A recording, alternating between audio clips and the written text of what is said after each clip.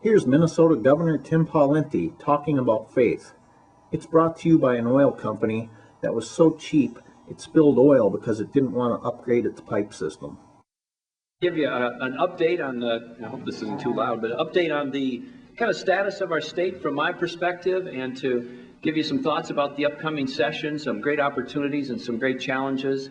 And of course it starts with making sure that we enter this exercise with a spirit of gratitude and a spirit of optimism. I do. I'm really looking forward to the session. And I'm reminded as I travel Minnesota about optimism and faith and how important that is in what we do as we try to move the state and the nation forward. And of course you hear these great stories from Minnesotans as you travel around the state. And I ran into some nuns the other day who were telling me about their situation, and they were working really hard at the local faith-based hospital, putting in a lot of volunteer hours and long days. And one day they had left the hospital on their way home, driving back to the convent in their car together, the three nuns, and they ran out of gas.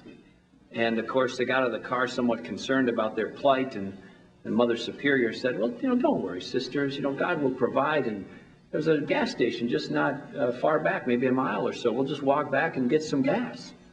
And they said, well, Mother Superior, we don't have a gas can. How are we going to transport the gas? And she said, well, we must make do with what God's given us. And she flung open the trunk, and there were 3 bedpans in the trunk. And so she said, we're going to go back and we'll get the gas and we'll fill them up in these bedpans. So dutifully, they marched back to the gas station. They carefully filled up the bedpans. They carefully walked all the way back to the car that had been disabled.